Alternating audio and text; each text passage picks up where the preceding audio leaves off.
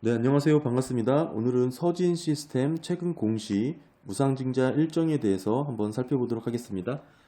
지난 시간에 살펴보지 못했던 현금 흐름까지도 한번 들여다볼 테고요. 먼저 이제 무상증자 결정 공시 내용 보시게 되면 신주 배정 기준일이 4월 14일이죠. 따라서 서진 시스템 무상증자를 받기 위해서는 4월 12일 화요일까지 시간의 거래까지입니다. 매수 보유하시면 무상증자를 받게 되고요. 4월 14일이 신주 배정 기준일이죠. 하루 전날 권리락일이 되고요. 권리락 하루 전날 12일까지 주식을 매수 보유하시면 무상증자 받을 수 있는 자격이 됩니다. 지금 14일 하루 전날 13일이죠. 권리락일부터는 주가가 하락하여 거래가 되는데요. 얼마나 떨어질지 간단하게 계산을 해보면 지금 보시게 되면 서진 시스템 권리락 하루 전날의 종가를 권리부 종가라고 하는데요. 12일이죠. 만약 4만원이라고 가정을 한다면 현재 기업의 무상증자 한 주당 배정 주식수가 1이죠. 1 플러스 1은 2가 되고 따라서 4만원 나누기 2는 2만원이 되는 것이죠. 기준주가는 2만원이 되는 것이고 권리락일부터는 기준주가 2만원으로 하락하여 거래가 됩니다. 이는 간단 계산식이고요. 기업이 보유하고 있는 자기 주식수를 제외해서 정확하게 계산하고 싶은 분들은 그 위에 영상 참고하시면 될 것 같습니다. 이렇게 주가가 갑자기 반토막이 나니까 갑자기 싸 보이는 효과가 나타나죠. 이를 보통은 권리락 효과라고 말하고 어느 정도 착시와 같은 효과인데 시장에서는 반응을 하는 경우가 많습니다. 이 간극이 커질수록 권리락 효과는 크게 나타나고요. 그래서 권리락 당일에는 주가가 급등하는 경우고 생기게 되고요. 즉 12일에 4만원과 13일에 2만원은 같은 가치가 있는 것인데 갑자기 싸 보이는 효과가 나타난다. 이런 말씀을 드리는 거고요. 권리락일부터는 주식을 전량 매도하셔도 무상증자 받습니다. 따라서 권리락일부터 신주를 받기 전까지 그 어느 정도 거래일이 있죠. 그만큼 주식을 처분할 수 없는 그런 기간이 있는데요. 결국에는 그 기간만큼 어느 정도 무상증자 투자하시는 분들은 감안하고 접근하셔야 되는 거고요. 일단은 권리락일 날 주식을 전량 매도하셔도 결국에는 신주를 받게 되면 그 100%가 남아있는 부분이기 때문에 결과로는 50%만 매도하게 되는 그런 개념입니다. 따라서 새롭게 받게 되는 주식의 수익률을 합산하여 계산을 하시면 되는데 사실 처음 경험하시는 분은 다소 헷갈릴 수가 있고 조금 어색할 수가 있는데요. 권리락일에 팔았던 수익률과 신주를 받은 후에 수익률을 어느 정도 예상하셔서 합산해서 거래하시면 될 것 같고 제가 엑셀로 수익률 계산한 영상을 따로 만들었으니까요. 궁금하신 분들 위에 영상 참고하시면 될 것 같습니다. 새롭게 받게 되는 주식은 5월 4일 예상인데요. 이게 왜 예상이냐면 지금 현재 기업의 권리락 무상증자 결정 공시 보시게 되면 신주의 보통 상장 예정일이 공시가 되고 신주권 교부 예정일은 원래 블랭크 처리가 됩니다. 왜냐하면 신주권 교부 예정일은 사실 최근에는 전자 방식으로 많이 하기 때문에 이렇게 지금 기재를 하지 않는 경우가 많은데 전자증권제도 시행에 따라 해당 사항에는 기재를 하지 않는데 지금 서진 시스템 같은 경우에는 지금 정확하게 왜 이렇게 서로 헷갈린 부분인 건지 또는 아니면 이 방식을 실행을 안 하는 건지는 모르겠습니다만 아직은 정확한 신주 상장 예정일을 공시를 하고 있지는 않습니다.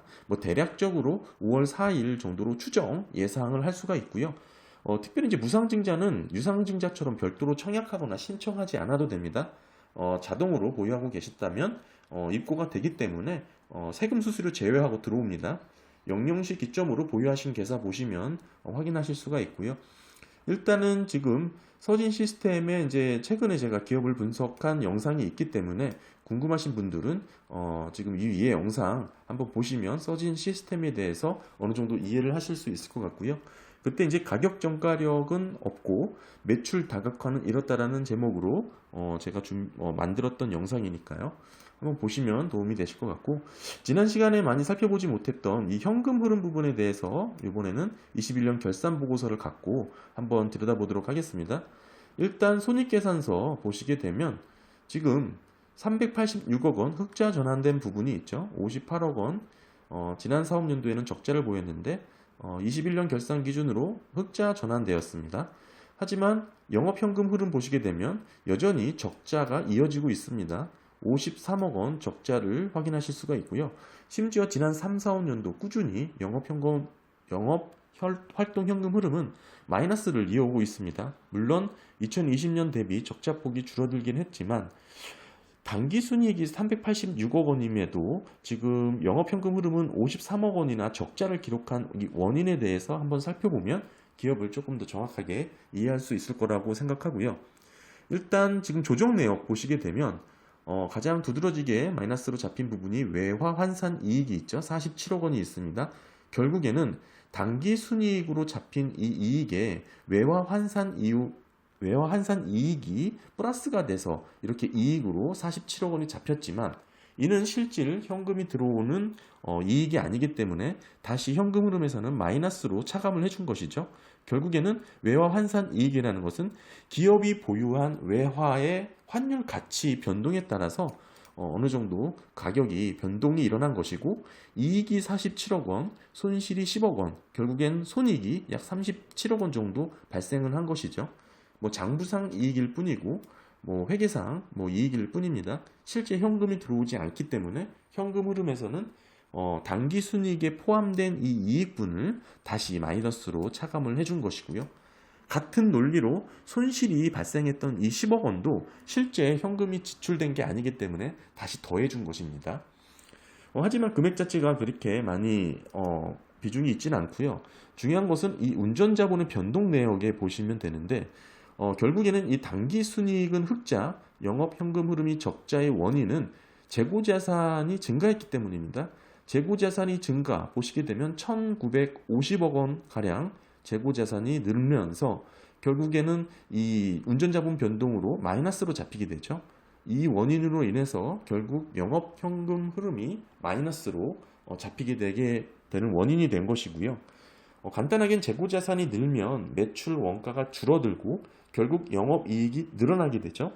그러면서 당기순이익 또한 늘어나게 되는 결과를 가져왔는데 이 개념에 대해서 조금 알고 싶은 분들은 이 위의 영상을 한번 재고자산 관련된 영상 한번 보시면 도움이 되실 거고요. 뭐 계속해서 현금 흐름 한번 보겠습니다. 기업은 실제로 영업으로 현금을 벌어들이지 못했죠. 하지만 이제 투자 활동에 적극적인 모습이 있는데요. 지금 21년에만 하더라도 1185억 원 이렇게 투자한 부분, 지난 3, 4, 5년도 꾸준하게 투자 활동을 이어오고 있고요. 이 중에 유형자산 취득이죠. 캐펙스 투자에 1200원 가량 지출을 하고 있습니다. 당연히 자금이 영업으로 벌어들이지 못해서 현금이 없었기 때문에 부족한 자금을 조달을 했을 텐데 보시게 되면 어떻게 조달을 했냐? 전환사채로 조달한 부분이 가장 특징적으로 나타났고요. 단기 차입금의 차입 상환을 거치면서 약 400억 원 정도 차입금이 조금 늘어난 부분이 있고, 특히 이제 전환사채에서 약 1,300억 원 정도, 1,280억 원 정도 발행을 하면서 결국에는 부족한 자금을 조달했다 이렇게 볼 수가 있습니다. 결국에는 이 전환사채를 발행을 해서 유형자산 취득에 이렇게 카펙스 지출을 이어오고 있는 것이죠. 기업이 이제 지난 사업년도 이 카펙스와 감가상각비를 비교했는데요. 이 카펙스에는 무형을 포함했고요. 다 무형을 포함한 수치입니다. 결국 최근 3, 4, 5년도 FCF 잉여현금 흐름이 잡히고 있지 않죠. 기업은 그만큼 영업으로 벌어들이는 것보다 투자, 캐펙스 지출을 과감하게 단행하고 있다는 증명인데요. 보시는 것처럼 카펙스에 집중하고 있는 모습 그래프로 선명하게 나왔습니다. 2018년도에는 상당한 수준의 카펙스 투자를 하였고, 이후에도 지금 2019년도는 시설 재투자 수준으로 미비하게 나타났지만 2020년, 2021년 들어서 지속적으로 과감한 캐펙스 투자를 이어오고 있다 이렇게 볼 수 있습니다. 꾸준히 외형을 키우고 있는 모습인데요.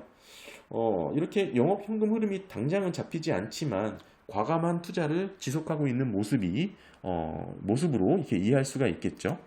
그런데 이제 좀 다소 우려스러운 부분은 이렇게 과감한 카펙스 지출이 있었음에도 불구하고 기업의 이제 가동률이 그렇게 높지 않다는 것에 있는데요.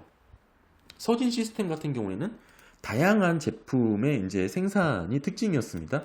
휴대폰 부품, 통신 장비 부품, 반도체, ESS 부품 등 종류가 매우 다양했기 때문에 기업의 이제 생산 능력이라든지 생산 실적, 가동률이 어떻게 생산 라인에 지속적인 투자가 어느 정도 필요해 보이는 특징이 있겠죠. 하지만 사업 부분별로 제품을 만드는 데 있어서 모두 제각각의 규격과 형태가 있기 때문에 제조, 설비, 생산 라인의 특정 부분만을 사용하지는 않겠죠. 따라서 사용하고 있는 제품 생산 라인별로 어느 정도 사업 부분별 탄력적인 활용이 있을 것이라고 보여지는데, 이게 이 기업을 이해하는 데 있어서 중요한 포인트가 될 것 같습니다. 지금 현금 흐름에서는 기업의 이제 자금 집행 내역으로만 봤을 때 수년간 막대한 카펙스 투자를 이어오고 있고요. 그럼에도 불구하고 현재 기준으로 가동률이 그렇게 넉넉한 수준이 아니다라는 것을 감안했을 때 본다면, 한 제품을 만드는데 너무 많은 카펙스 지출 또는 유형 자산이 필요한 게 아닌가라고 이렇게 볼 수가 있는 것이고, 이는 결국 투하 자본 수익률이죠. ROIC가 상당히 낮게 잡힐 것으로 예상이 되는데, 한번 살펴보면 실제로 기업의 이제 ROIC가 2021년 6.2%를 기록하면서 낮은 수치를 보이고 있습니다. 실질 영업 성과에 대한 부분이 낮다라고 보여지는 거고요. 2020년도에는 2.3%를 기록하기도 했고요. 사실 이 ROIC 같은 경우에는 적어도 10% 이상, 12%, 15% 정도는 나와줘야 기업이 지속적인 가치 창출이 일어난다라고 볼 수가 있고요. 보통 이 외과 이 ROIC를 비교해서 이 외보다는 ROIC가 커야 어느 정도 기업이 지속적으로 가치 창출이 일어난다라고 이해할 수 있습니다. 결국에는 이 막대한 자금으로 카펙스 투자를 하고 있는데 별로 남는 게 없는 손익구조 아니냐, 이렇게 볼 수가 있는 것이고요. 지금까지 감가상각 수준에서 시설 재투자를 하는 수준이 아니었죠. 이 정도의 투자가 아니었고, 이 간극이 벌어질 만큼 이렇게 생산시설을 확대하고 있음에도 불구하고 지금 가동률이 그렇게 넉넉한 수준이 아니라는 점, 또한 이렇게 앞으로도 계속해서 이렇게 카펙스 지출이 많아야 하는 사업 구조인가에 대한 우려가 어느 정도 이렇게 좀 존재하는 것 같고요. 아무래도 이 부분을 잘 해결하기만 한다면 기업은 이제 한 단계 높은 밸류를 시장에서 평가를 받을 것으로 보여지는데, 아직까지는 이 숫자상으로는 그렇게 나타나고 있지는 않은 모습이 보였습니다.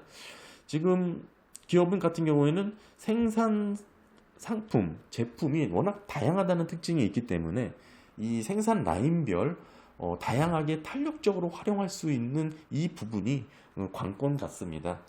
어느 정도 기업의 이제 현금 흐름에서 카펙스 지출이 워낙 많았고, 그럼에도 불구하고 넉넉한 가동률을 보이고 있지 않다는 점, 결국에는 이 앞으로도 2022년, 2023년에도 이 막대한 카펙스 투자를 이어가야 하는 거 아닌가라는 우려가 상존해 있는 것 같고요. 이 부분 기업이 이제 어느 정도 인식을 하고 잘 대처하고 대응할 것으로 보여지고, 오늘 일단 무상증자를 통해서 어느 정도 기업 이제 활성화라든지 주주 친화적인 정책도 공시를 했으니까요. 좋은 흐름이 이어지기를 기대하면서 오늘 서진 시스템 간단하게 마치도록 하겠습니다. 기업이 궁금하신 분들에게 다소 도움이 되셨길 바랍니다. 감사합니다.